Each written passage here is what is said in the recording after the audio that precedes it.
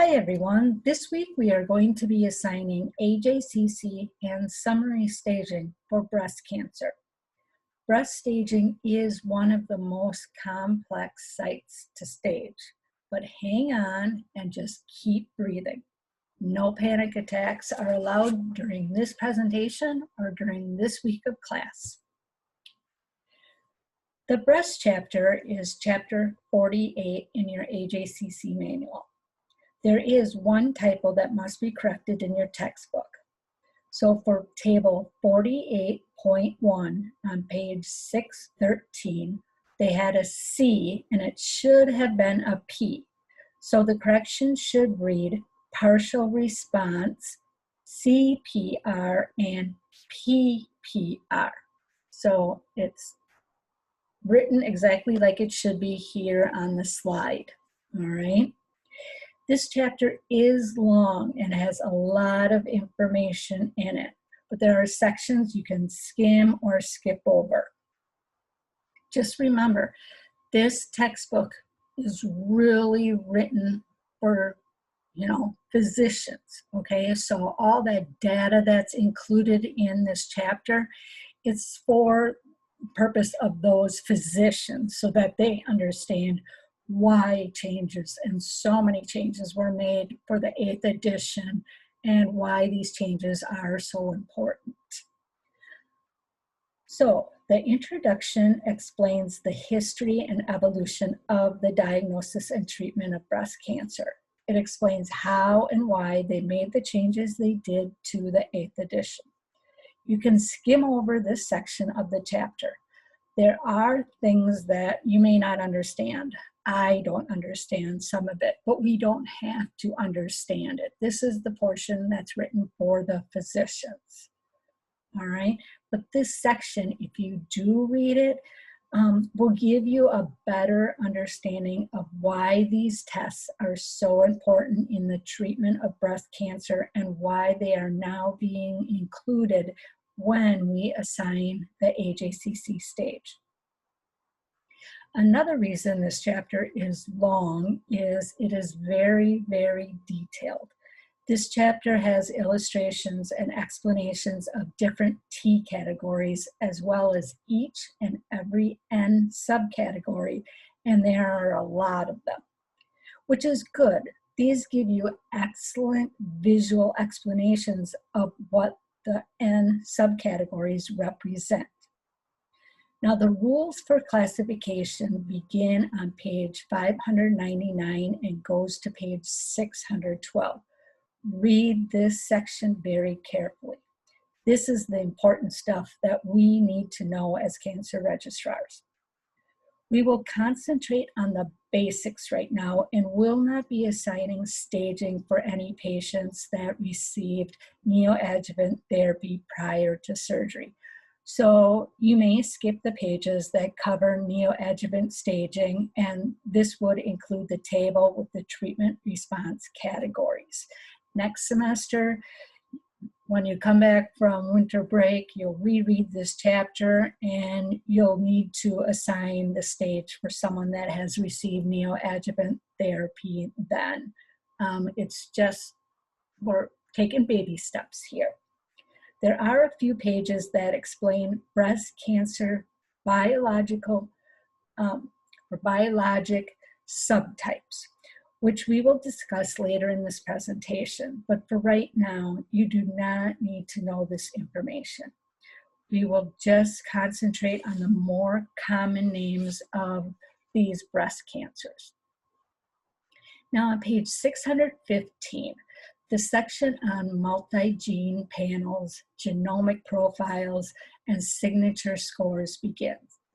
These are different types of tests that can be performed to determine the patient's treatment.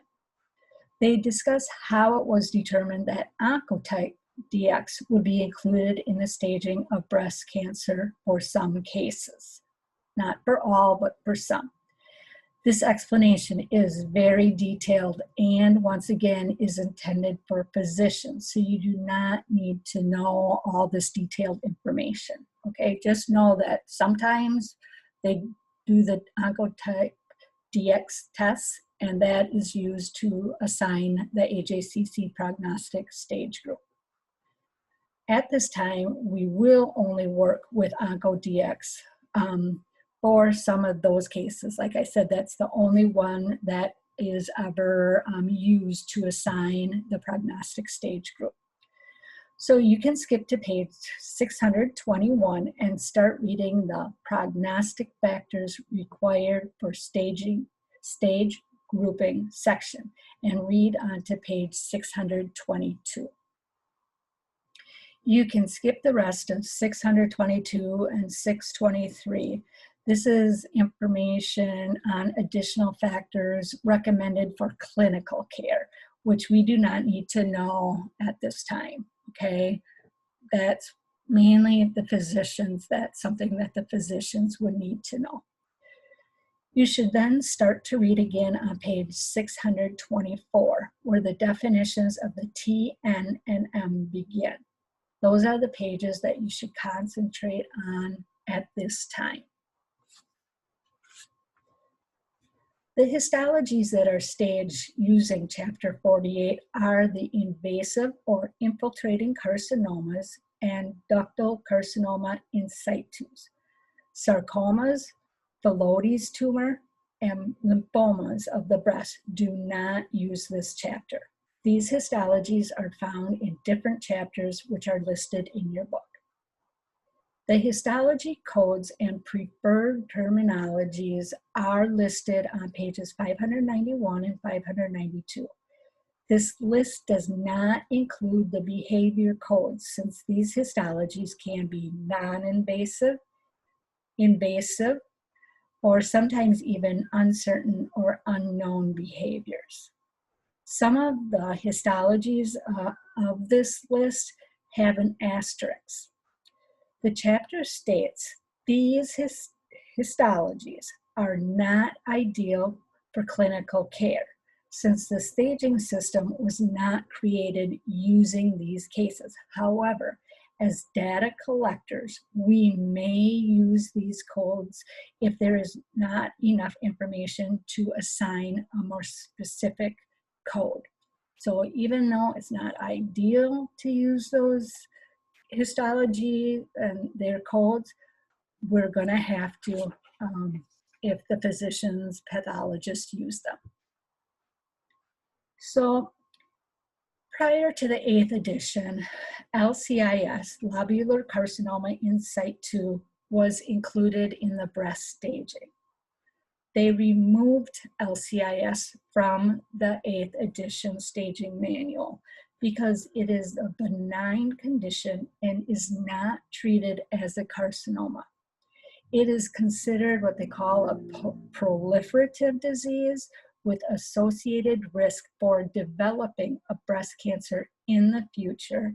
And for those reasons, it is no longer included in the 8th edition staging system.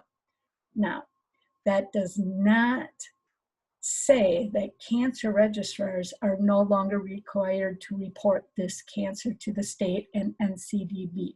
We are. AJCC tells us what to stage and how to stage it, but they are not the authority of what is reported. At this time, we are still required to report LCIS, lobular carcinoma in situ, but we just no longer stage it. Microinvasive carcinoma is defined as an invasive carcinoma with no focus measuring more than 1 millimeter. So the rule is that tumor foci that are larger than 1 millimeter should not be rounded down to 1 millimeter. When the tumor or tumors are larger than 1 millimeter but smaller than 2 millimeters, the tumor size recorded must be 2 millimeters. So for any tumor foci that is 1.1 millimeters to 1.4 millimeters, the size is recorded as 2 millimeters. Even though if we use the general rounding up and rounding down rules, that's not what we would do. But for the purpose of assigning the size for a breast tumor, something that is 1.1 to 1.4, we must assign as 2 millimeters. Same with obviously 1.5 to 1.9 millimeters. We would do the regular round up and it would be 2 millimeters. We do not use this, scratch that, sorry. But this is the only situation in which we always round up like that, okay? This only applies to breast cancer and breast tumors that measure 1.1 to 1.9 millimeters, okay? It's only for that range of tumor size. All right, so make sure 1.1 millimeters to 1.9 millimeters, you are going to assign the size as 2 millimeters. Grade HER2, ER, and PR are required to stage a breast case. And then for certain tumors, oncotype DX is also used, assigning the prognostic stage group when it's available. Let's review the classification requirements. Now, clinical classification includes history and physical exam. Physical examination should include inspection and palpation of the skin, breast, and lymph nodes. Any imaging completed may be used to assign the clinical classification. However, imaging is not required. The most common imaging used to determine the T and N categories are mammography and ultrasound. The breast MRI is used for some types of breasts and breast cancers.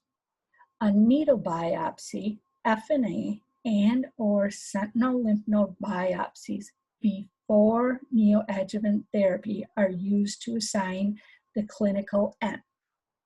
So just keep in mind that if the sentinel lymph node biopsy is done prior to the patient receiving neoadjuvant therapy, even though they removed a complete lymph node, that information is used to assign the clinical N, the CN. All right. And even though that sentinel lymph node is an excision of that lymph node, we must assign it as a CN, and it is not a PN. Remember, clinical staging, pathological staging, post-therapy path, and post-therapy clinical, those, it's the information is by the time frame. Okay, so if the sentinel lymph node is done prior to neoadjuvant therapy, that's still clinical information. So it would be assigned as CN.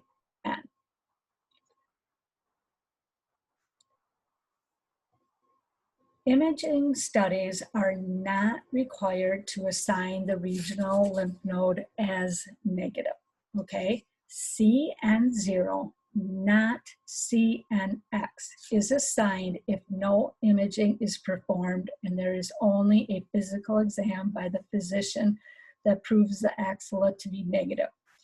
If the physician does examine and does not mention anything about the lymph nodes, we can assume that the lymph nodes are negative.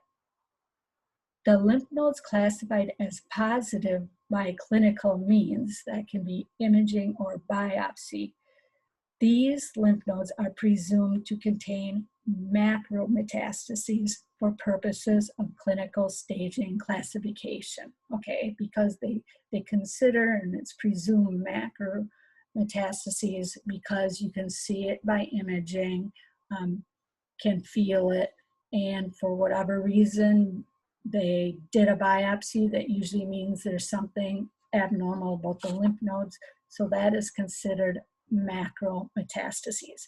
And once you look at the the N categories, subcategories, you'll understand why that information is important. You will note in your breast chapter that they talk about assigning the suffixes F for FNA and SN for sentinel lymph node biopsy. This suffix is not included in the T or N category. They are separate data fields that collect this information. All right, so at this time, you will not have to worry about assigning these data fields for class assignments, okay? We are just going to concentrate on assigning the clinical and pathological T, N, and M, okay? And keep in mind that even though you'll see the suffixes, written right after the T or the N in a medical chart, they are not recorded after the T or the M data field. They have their own data fields.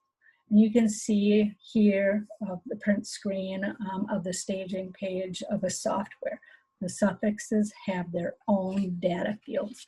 So for right now, we are not going to worry about assigning the suffixes.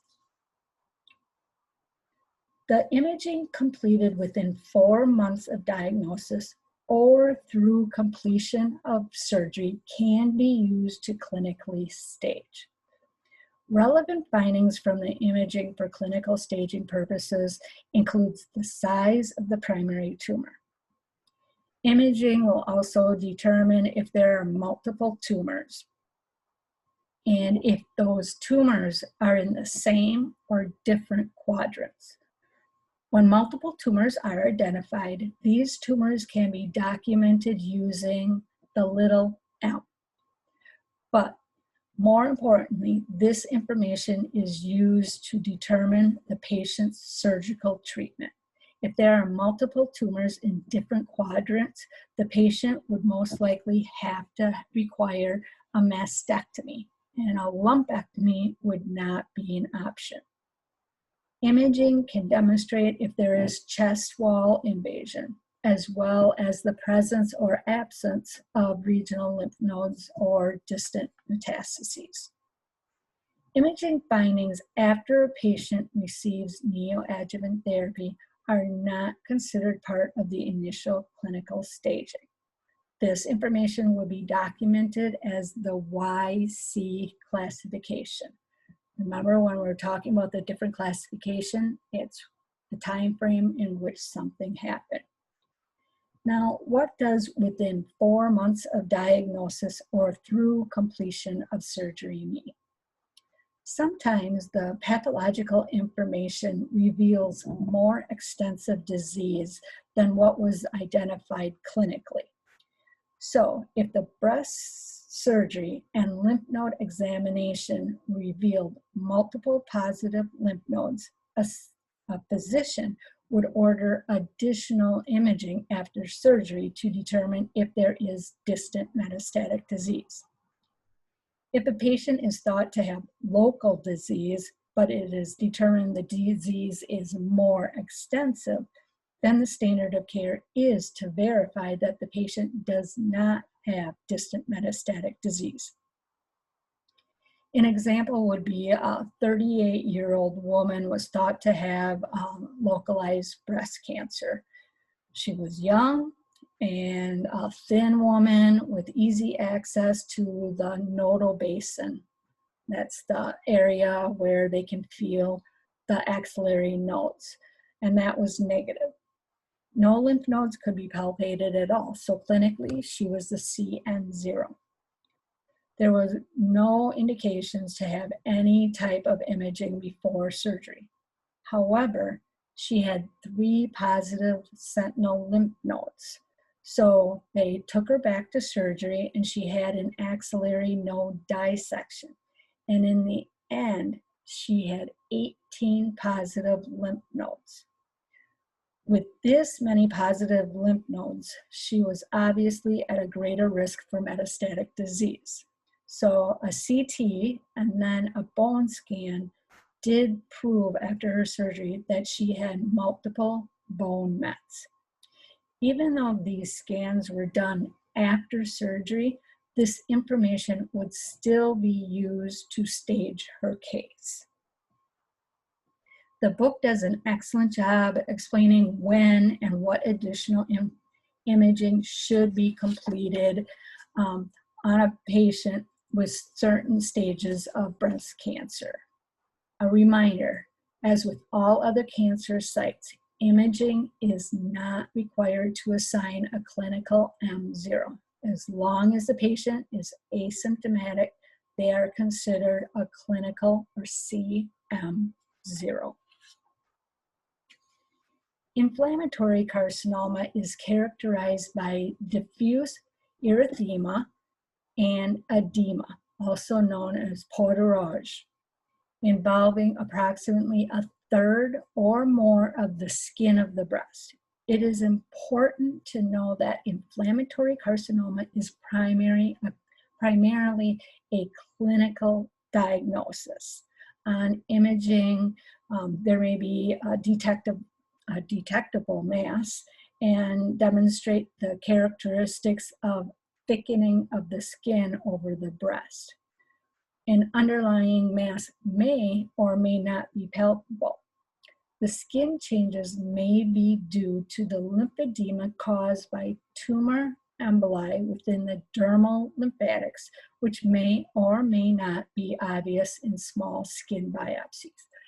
Therefore, the pathological finding of tumor in dermal lymphatics is not necessary to assign the diagnosis of inflammatory cancer. So basically, the surgeon is going to say, even before surgery, or even possibly before the breast biopsy, that the patient has inflammatory carcinoma, because it's something they see. Tumor emboli in dermal lymphatics without the clinical skin changes described should be classified according to the tumor size and be assigned T1, T2, or T3. That dermal lymphatic invasion does not qualify as inflammatory carcinoma, right? So the physician is going to tell you if it's inflammatory breast cancer or not. The pathologist may not be able to give you that information. So inflammatory carcinoma is something that would be in the surgeon's note, not necessarily in the pathology report. Locally advanced breast cancers directly invading the dermis or ulcerating the skin without the clinical skin changes also do not qualify inflammatory carcinoma. Inflammatory carcinoma of the breast is usually rapid in its evolution, with the first signs of symptoms to diagnosis being less than 6 months. The term inflammatory carcinoma should not be used for a patient with neglected, locally advanced breast cancer presenting late in the course of the disease, who mostly had a breast mass for many years but just never said anything.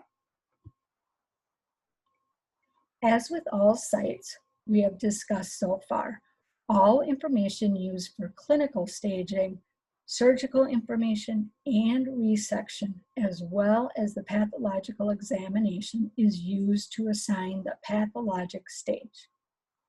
The pathological examination must include the excision of the primary tumor with no macroscopic tumor at the margin or resection. If the margins of the resection are microscopically positive, this information may be used. Basically, what they're saying is, if a physician just takes a piece of the tumor, even a big piece of the tumor, and leaves tumor behind, that is not considered the entire resection of the primary tumor. All right. The intent is to remove the entire breast tumor. For invasive cancers, to assign the pathological N, surgical resection of the lymph nodes is preferred. Even though a surgical resection of at least one lymph node is most common with breast cancer, it is only necessary to have microscopic analysis of at least one lymph node, which can be an FNA or a core needle biopsy. And this is explained in the first full paragraph on page 660. So, where with the prostate, the lymph nodes had to be excised, they had to be surgically removed in order to assign the pathologic N. For breast, as long as the primary breast tumor has been removed, if there's pathologic procedure, whether it's a FNA or core needle biopsy, sentinel needle biopsy, sentinel node biopsy, sorry about that, we can assign the pathologic N or the PN.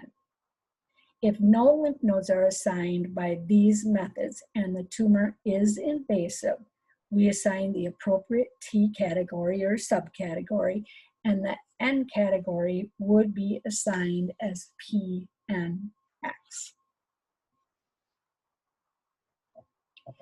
The T category is based on the same information both clinically and pathologically. The T category is based primarily on the size of the invasive component of the cancer. The maximum size of a tumor is used to assign the T category. If there are small satellite foci or other tumor masses that are not contiguous with the primary tumor, it's not connected, these are not included in the tumor dimension. So if a patient has two breast masses, the T category is assigned by the size of the largest invasive tumor. The key word here is invasive.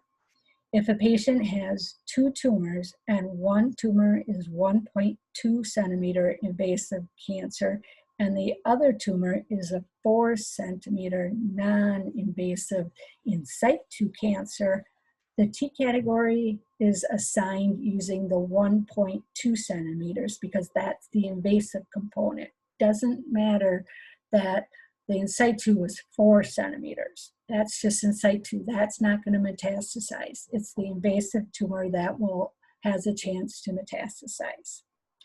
Multiple tumors or cancers defined as multifocal cancer are never added together, even if they are all invasive cancers. Once again, the largest tumor dimension of the invasive tumor is used, either clinically or pathologically. These tumors are never added together. Even if a physician or pathologist add them up together, we have to use the largest tumor size to assign the T category. A quick review of the breast anatomy and how it pertains to HACC staging. A T4A tumor is one that invades the chest wall. Now, what you need to remember is that the pectoralis muscle is not part of the chest wall. So if the tumor invades or is adherent to the pectoralis muscle without invasion of the chest wall, this does not qualify as a T4A lesion, all right? If the tumor invades or is adherent to the pectoralis muscle, then you're going to have a T1 to a T3 lesion. You'll go by the size of that tumor.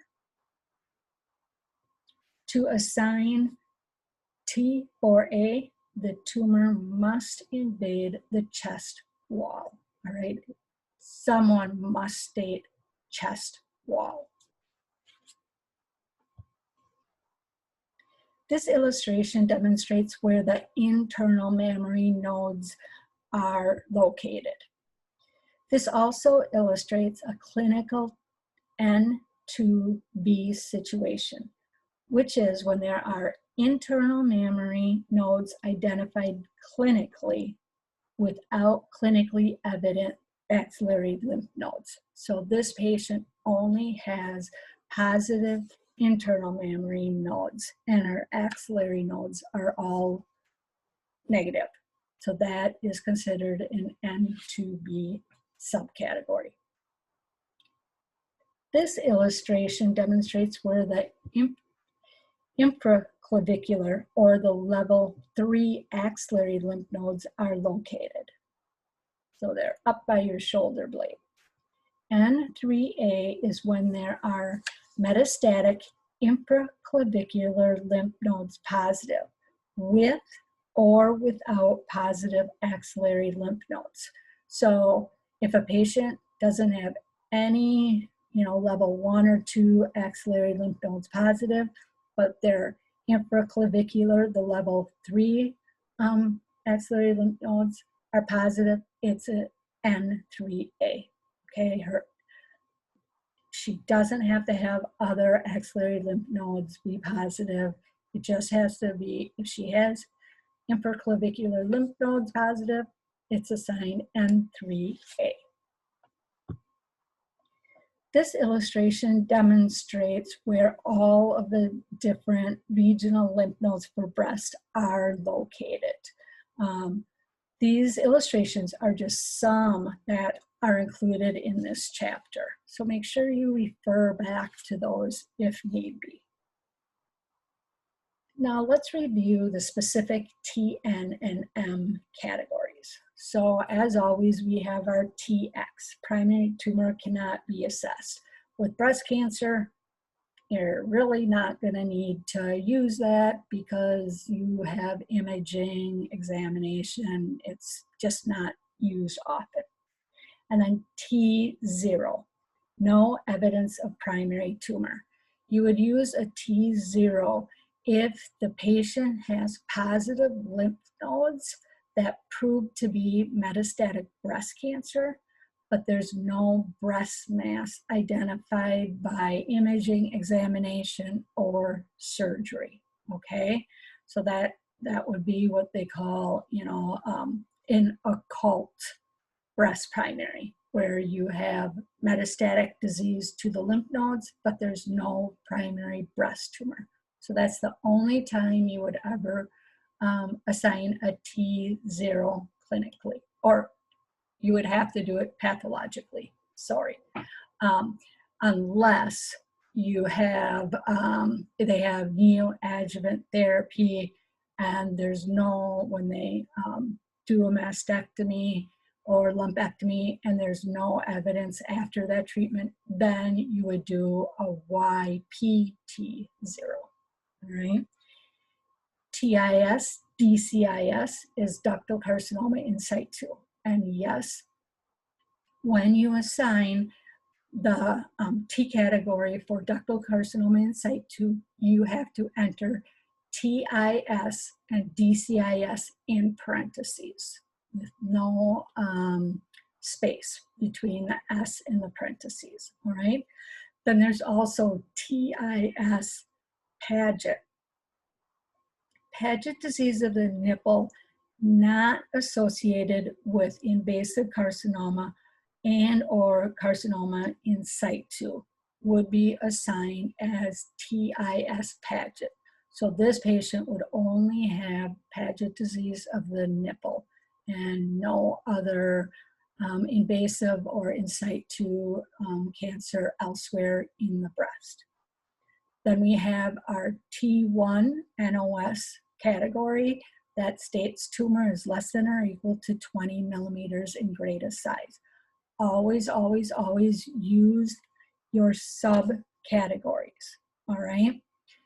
T1MI is the tumor is less than or equal to 1 millimeter in greatest dimension, right? T1A, tumor is greater than 1 millimeter, but less than or equal to 5 millimeters in greatest dimension.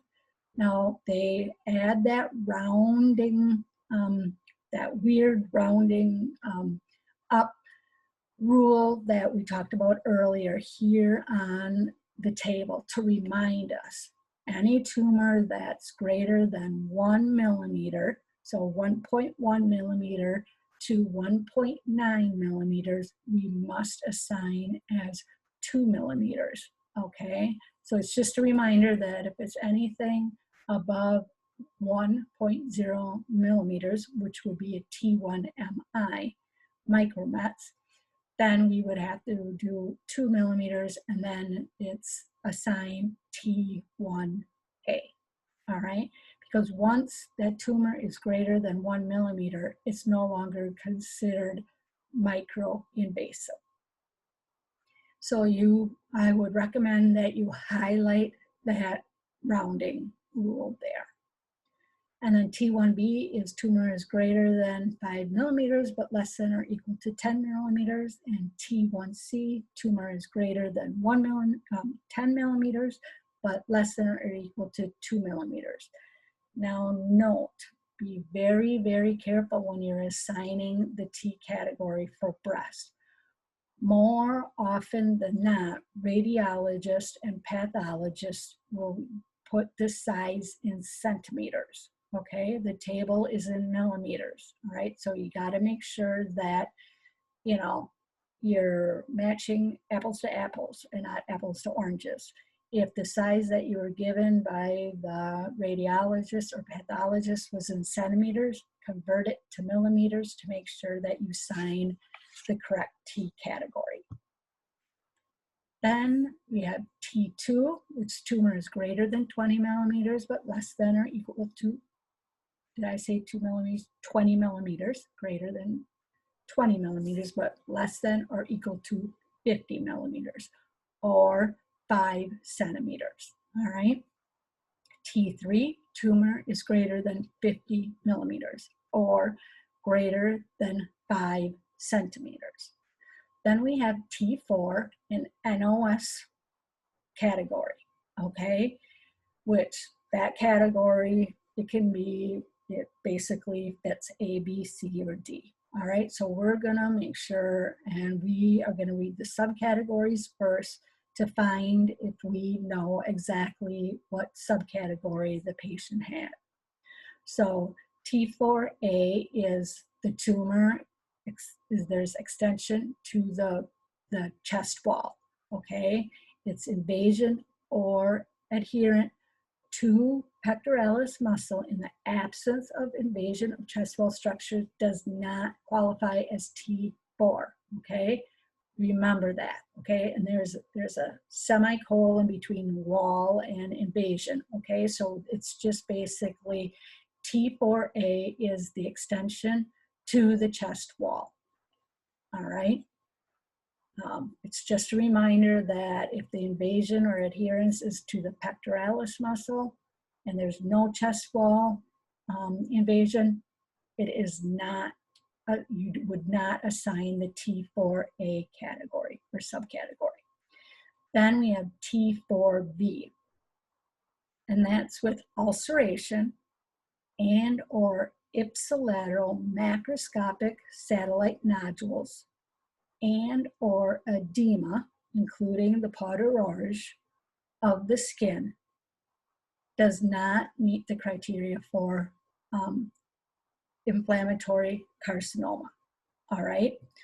So if there's ulceration or macroscopic satellite or edema, which is peau de rage of the skin, that does not meet inflammatory. If the edema and peau de rage is like almost the entire breast, then that's what classifies that case as inflammatory carcinoma. But if there's only a little bit of that, then it doesn't meet the criteria for inflammatory, all right? So 4B is ulceration and or macrosatellite nodules and or edema that does not meet the criteria for inflammatory carcinoma. T4C, the patient has both T4A and T4B. So extension to the chest wall plus one or all of those things that are listed in T4B. And then finally, T4D is inflammatory carcinoma. And once again, the physician surgeon is going to write that. All right. So now the T category table is used for clinical and pathological. Okay, it doesn't matter. Now for the N category, there's a clinical table and a pathological table. So make sure you are looking at the correct one because they are different, and that's why there's two different tables. All right, so there's C and X. All right, you shouldn't have to use C and X, okay? Because if they do an examination and no lymph nodes are mentioned, you know, you should be able to assign an N category, okay? However, they do give one example here, and that's if a woman had a previous breast cancer and her lymph nodes were removed for that breast cancer. And now she has a second primary, but because her lymph nodes were already removed, they cannot assess it. So that's just like the one example that you would be able to assign it as CNX. CN0, there's no regional lymph node metastases by imaging or clinical examination. Some of these things are just reminding us and the physicians that, you know, don't be assigning CNX unless you have to, all right? Now, we have CN1, which is metastases to movable ipsilateral level 1-2 axillary lymph nodes, all right? Now, the CN1MI is when there's micrometastases, and it's approximately 200 cells larger than 0.2 millimeters, but none larger than 2 millimeters, okay? Now this you would assign if they did a sentinel lymph node biopsy during the clinical time frame, all right? So if the patient has clinically positive movable axillary lymph nodes, you would assign CN1, all right? If they did a sentinel lymph node where they identified that the patient had metastases in that lymph node, but the tumors were that small, then it's microinvasive and you would assign that, all right? Remember, sometimes the sentinel lymph node biopsy is done during the clinical time frame. This is one time where the CN1 and the CN1MI micromets, those one isn't, they're actually two completely different things, okay? So the CN1MI really isn't a subcategory. It's just more specific that it was done, that micrometastases was found by having a sentinel lymph node. All right, then we have CN2, the NOS code, and then subcategories. CN2A, there's metastases in ipsilateral, remember, the same side in level 1 or 2 axillary lymph nodes fixed to one or another or to other structures, okay? So clinical 1 is there were positive lymph nodes, but they were movable. They weren't matted or fixed. Once the lymph nodes become matted or fixed, we're going to go to the N2 subcategories, all right? So that's the difference between CN1 and CN2A.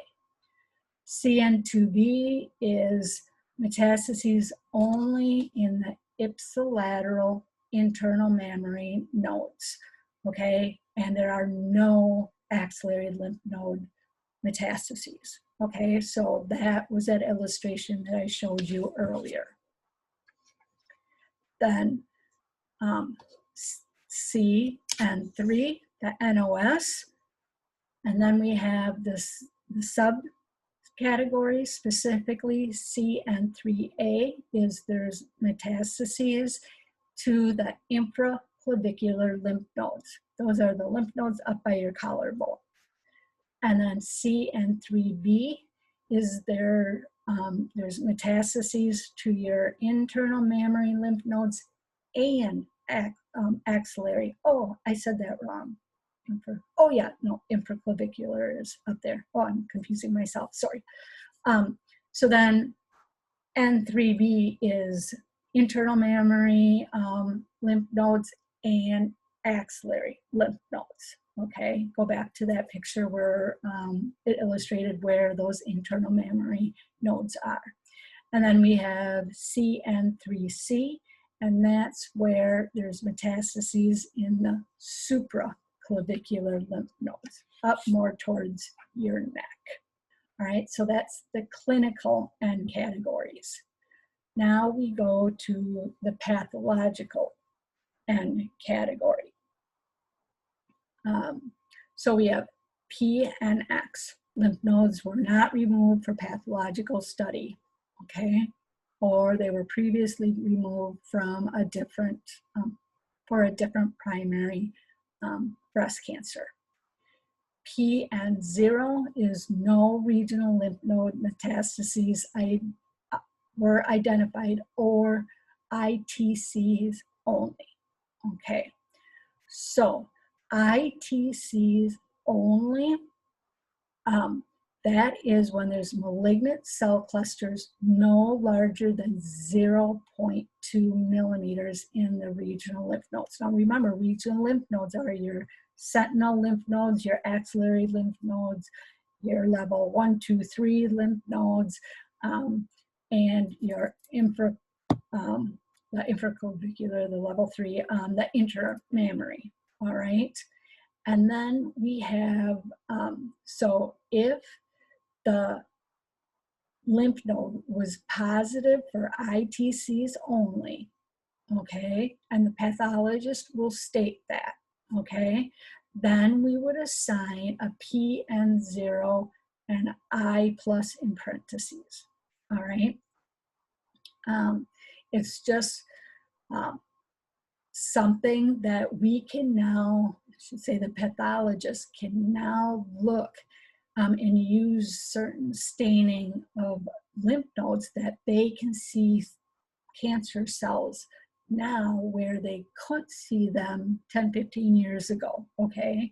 So we really don't know if these tiny, cells really make a difference in the patient's cancer outcome. So right now, 15 years ago, we didn't have this test, so we wouldn't have been able to know if the patient had it or not. So it was assigned PN0.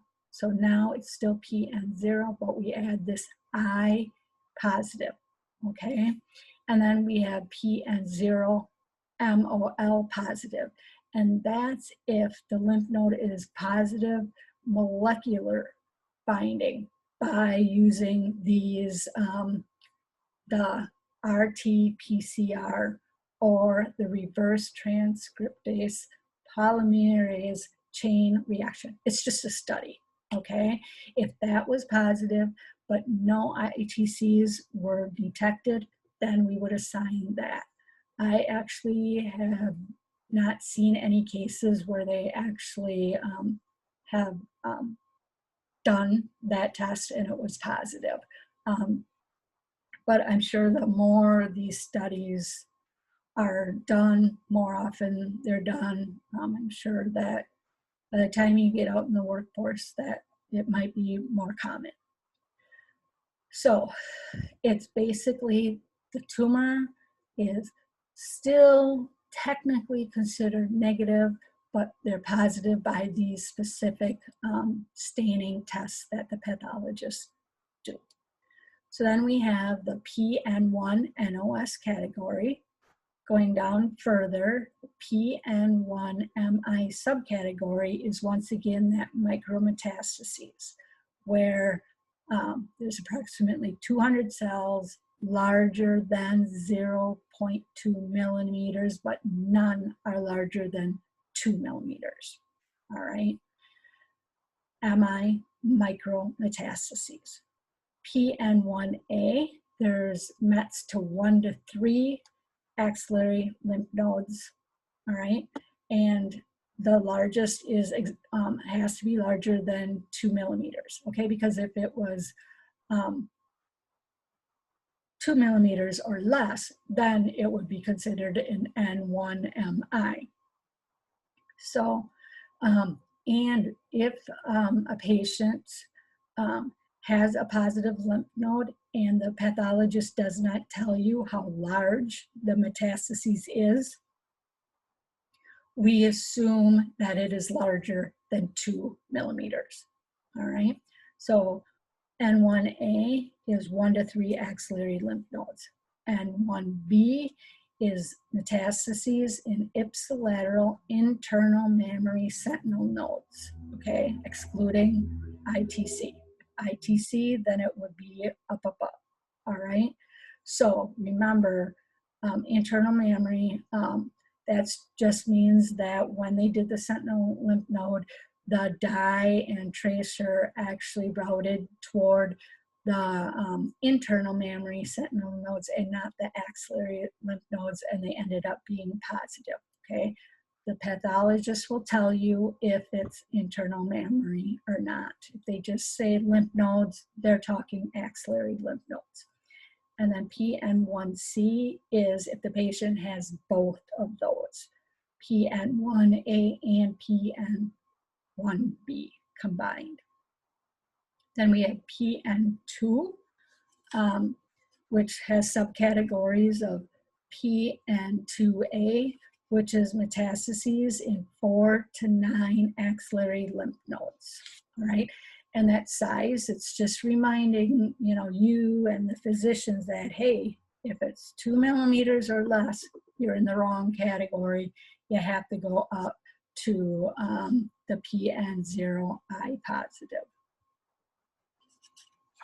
All right, then we have one more N2 subcategory, N2B, and that is metastases in clinically detected internal mammary lymph nodes with or without microscopic confirmation with pathological negative axillary lymph nodes, all right?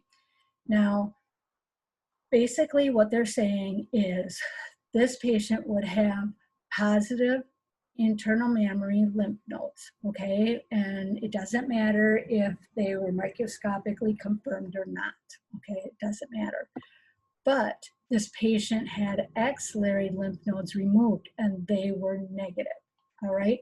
So this patient would have METs to the internal mammary lymph nodes, and even if it wasn't biopsied or those lymph nodes were not removed, but pathologically the axillary lymph nodes were looked at, we would assign a PN2B. The N categories are very wordy and complicated, but you'll find that many of these N categories are not used very often. Okay, I think I had, in 20 years of abstracting, I've had one patient with internal mammary lymph nodes positive. So, it's not that common. And remember, we're not supposed to memorize this information, okay? So then we have the PN3 NOS, which goes down to subcategories PN3A. There's METs to 10 or more axillary lymph nodes, or METs to the infraclavicular lymph nodes. Those are those level 3 axillary lymph nodes, okay? I showed you earlier an illustration of that.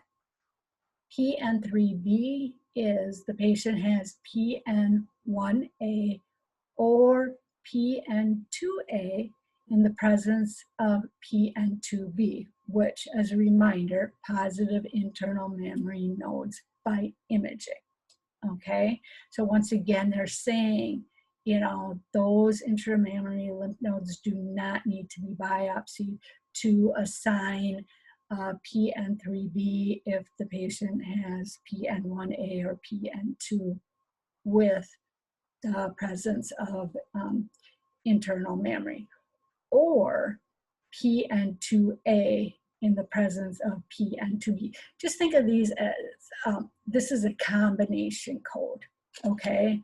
So, and like I said, I only ever had one patient with internal mammary, so I never had to use this combination subcategory. And then we have PN3C, where there's metastases to the supraclavicular lymph nodes. So the one thing about these lymph nodes is if you have positive axillary nodes, positive internal mammary nodes, and supraclavicular lymph nodes, you just go to PN3C. Because they're supraclavicular lymph nodes, that's what will be assigned, okay?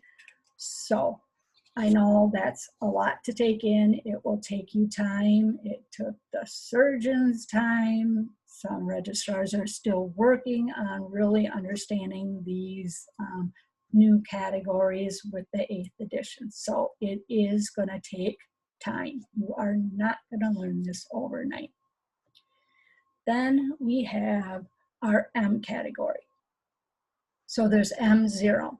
No clinical or radiographic evidence of distant metastases, okay?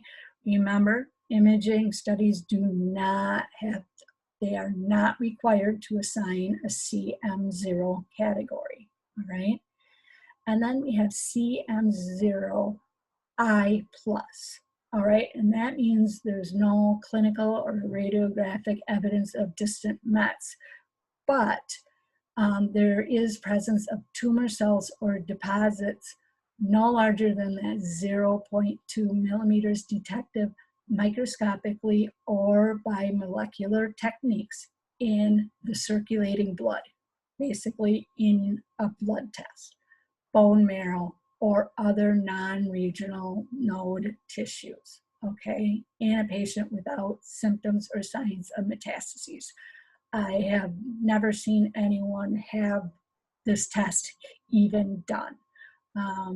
It may become more widely used as time goes on, but I'm sure at this moment it's expensive and it's really, it may not have any importance, all right? So then we have a CM1, and that's distant mets detected by clinical and radiographic means, okay? So if by a CT scan, a PET scan, the patient is not, or a bone scan for matter, the patient has mets to the bone, you would assign a CM1. Any histologically proven distant mets or a non-regional lymph node greater than that 0.2 millimeters would be assigned a PM1. Remember, you only have to have a biopsy of the distant metastatic disease in order to assign a PM1.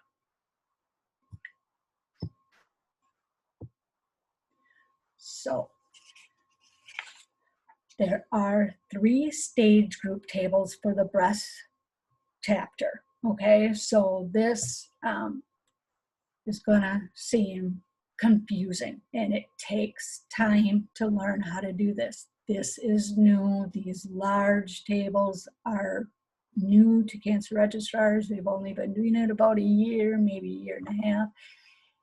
They're still learning, okay?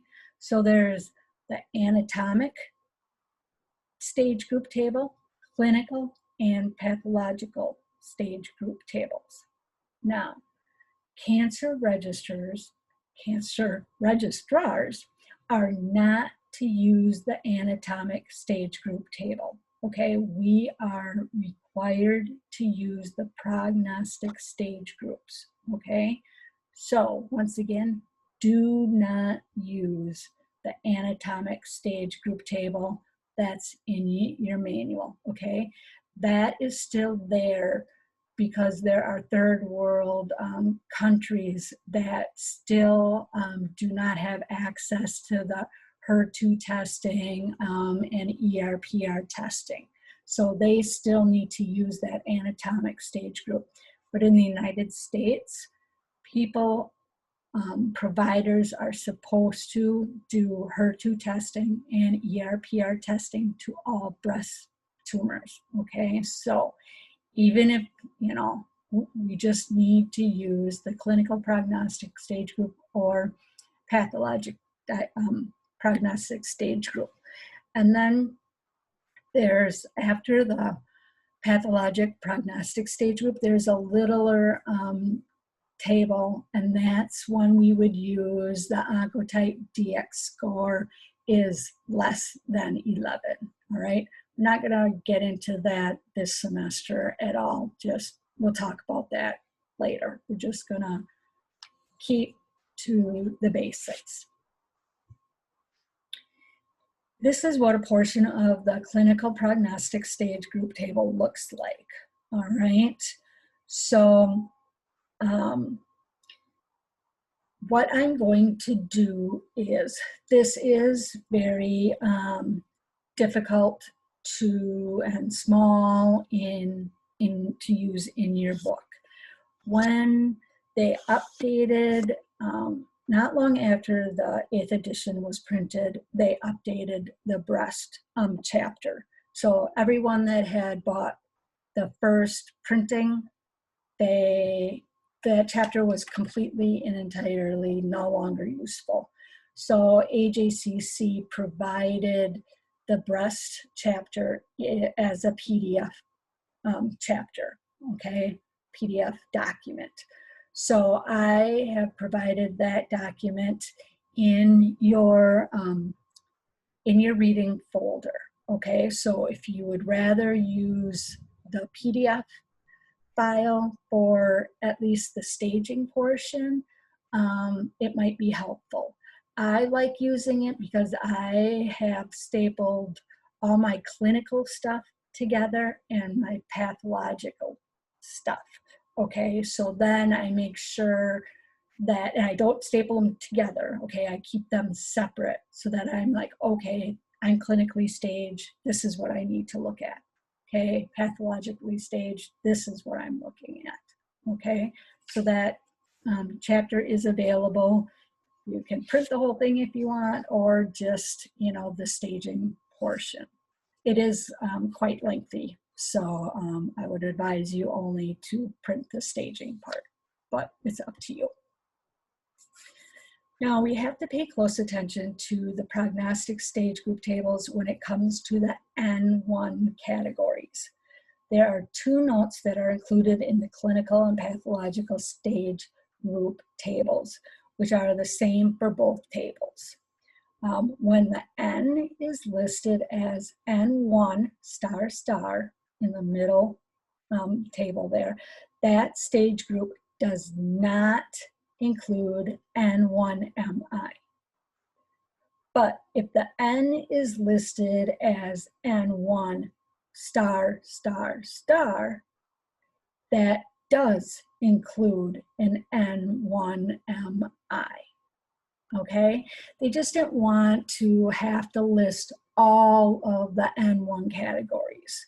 Okay, so N1 means that, you know, if the patient is N1MI, that's what you want to be looking for. Okay, like this first table capture that I took from one section of the staging. If it's 3 stars, that does include the N1MI, okay? So you might just want to, you know, write in parentheses N1MI right under the stars to remind you that that's what those stars are, okay? But it also means any other N1 categories, okay? So this chapter also explains that an N1MI cannot be assigned on the basis of an FNA or a core biopsy, okay? a lymph node excision must be performed to assign this category, okay? So just know that if they do an FNA of the lymph node or a needle biopsy, you cannot assign the N1MI subcategory, okay? For this week's cases, you will not have either of these situations, but just remember to always pay close attention to the notes included in the prognostic stage group tables. As we discussed earlier in the presentation, the 8th edition requires prognostic factors to assign the stage group. And those prognostic factors include ER, PR, HER2, and the histologic grade. When are you required to use the Oncotype DX to assign the stage group? We use this when the patient's cancer is a stage 1, or excuse me, is a T1 or T2 N0M0, is HER2 negative, ER positive, and the Oncotype DX score is 11. Then we must assign the pathologic prognostic stage group as 1A, all right? There is a separate genomic profile for pathologic prognostic staging table for these cases, as seen on this slide here, but without the notes, okay? But just know, like I said, we won't have any cases like this, but you know, these types of cancers that are T1 N0M0 or T2 N0M0, any grade, HER2 is negative, ER is positive, PR can be positive or negative, we assign 1A if the Oncotype DX score is less than 11, because these do better than if the patient scored greater than 11 on the DX score, all right? So it's just one more thing that they found that they can determine these patients have a better outcome, so they need to be staged differently. Now, earlier I mentioned that there are biologic subtypes of breast cancers. As with all cancers, it is clear that, you know, breast cancer is not a single disease, and this breast cancer, you know, really varies tremendously, not only in histology, grade, hormone receptor, HER2 status, but also on the molecular basis. The molecular or genomic analysis of breast cancer identifies 4 groups. These subtypes or groups are luminal A, luminal B, HER2, and basal. What makes them different from one another? They have widely different gene expressions, natural histories, and metastatic patterns, and act differently to different therapy, okay? So when you're in tumor board, you may hear an oncologist or the surgeon, you know, talk about luminal A or luminal B or basal or HER2 type cancer. And basically, this is what is making them call that tumor that subtype, okay? You do not need to memorize this information, but just know that the physicians, you know, most likely will refer to these types of cancers, and you know, it's still breast cancer, okay? It's still infiltrating, doctor, whatever, all right? But instead of the physician having to state that the patient is low grade, ER/PR positive, and the HER2 is negative, they just might say the patient has luminal A. Whole lot easier than listing everything. There is a similar table to this one on page 616 in your chapter explaining these subtypes. So The table on this slide just breaks it down in a more comparative table. So you can kind of just see how they compare to each other. So like I said, don't have to memorize it. You do not need to know this for your assignment, but just be aware that once you get out in the real world, physicians may be using these terminology. The Nottingham Combined Histology Grade, or the Nottingham modification of the Scarf-Bloom-Richardson grading system, is recommended to be used for all invasive breast tumors by AJCC and is required to be used by College of American Pathologists, or CAP. We talk about this a little when we learn how to assign the tumor grade for different sites. So you should kind of Nottingham grade, and they can be worded in any of these ways, okay? Some people, say the whole Scarf-Bloom-Richardson, you know, or Bloom-Richardson, or just Nottingham. They just call it kind of whatever they do. It might be abbreviated as BR or SBR, okay? But just know this is all the same grading system for breast, all right? This grade is determined by assigning 3 different morphologic features and are assigned a value from 1 to 3 for each feature, all right? The values are then totaled for a score.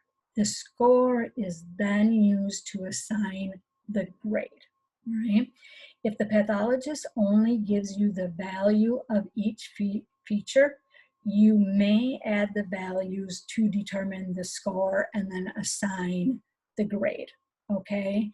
There used to be a time where they didn't allow cancer registrars to add numbers up to, assign something. They're saying, yes, we believe you can count up to 9. So add the 3 values that were given for those 3 features, add them up for the score. Pathologists may also, once again, call this Bloom-Richardson score or the Nottingham score. These terms all do mean the same, all right? So this basically is the grade table in your AJCC manual, okay? So you're gonna assign your grade as a GX, G1, G2, or G3, okay? Grade 1, your Scarf-Bloom-Richardson score or Nottingham score would be 3 to 5 points. If that score, and remember the score is you're adding up all 3 of those features. If the score that you're given is 6 or 7, then the tumor is a grade 2. If the score is 8 to 9, then it's grade 3, okay? So sometimes the surgeons, oncologists will give you that, grade, but always double check it and make sure that what grade they're giving you does correlate with the score that was provided in the pathology report.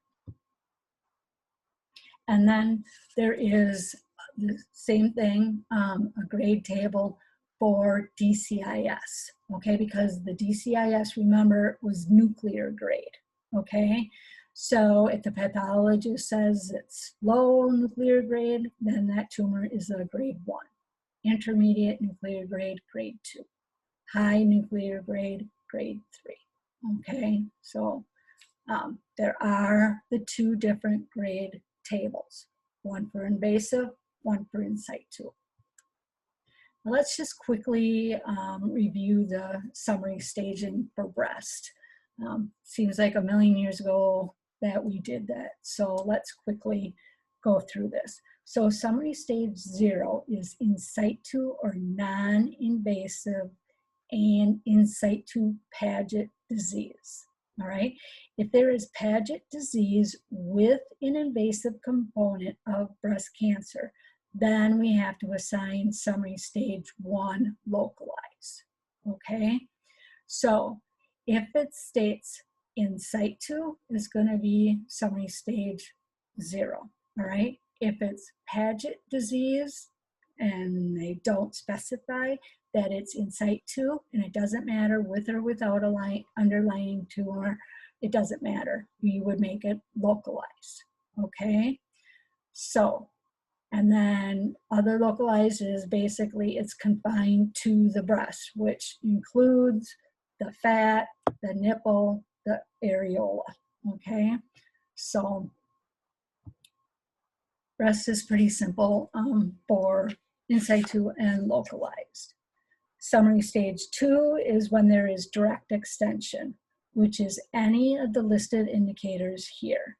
Now note that if the primary breast tumor extends into the patient's rib, it is considered direct extension because the rib is invaded by the primary tumor.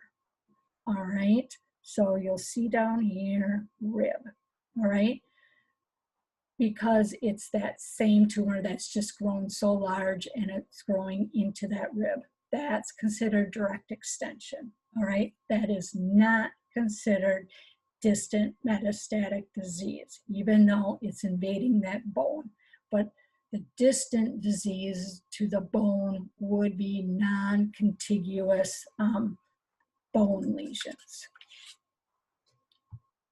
So we have summary stage 3, where regional lymph nodes are positive, which include all 3 levels of the axillary nodes, the infraclavicular, internal mammary, intramammary, but unlike the AJCC staging, the supraclavicular lymph nodes are not considered regional lymph nodes, okay? So you might want to make a note in your book.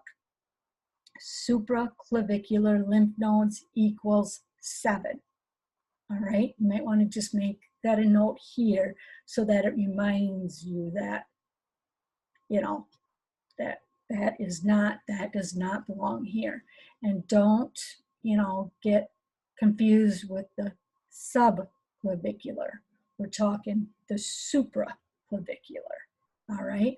Usually, we're only really dealing with the level 1 axillary lymph nodes because that's usually what the sentinel lymph nodes are. And of course, we have regional by both direct extension and regional lymph nodes are involved for a summary stage of 4. And then we have the distant sites. Okay, so this is what I would highlight here. If you put a note in that lymph node section, that supraclavicular equals 7 or C7 or something like that, and then highlight this, okay? Because, excuse me, even if it's on the same side as the primary breast tumor, it's still a sign of summary stage 7. So this is just one time that AJCC and summary stage do not match. All right, so there are a few incidents where that is. So that is the conclusion of part 1. I know that was long, so please take a break. And if you want to go ahead and do the study cases and assign those cases for both AJCC, clinical and pathological, and summary stage, do those and then come back and watch part 2 where we'll go through the answers, okay? It's your first try. If you don't get anything right, hey, it's fine. It's just good practice before you start your assignment, okay? So talk to you soon.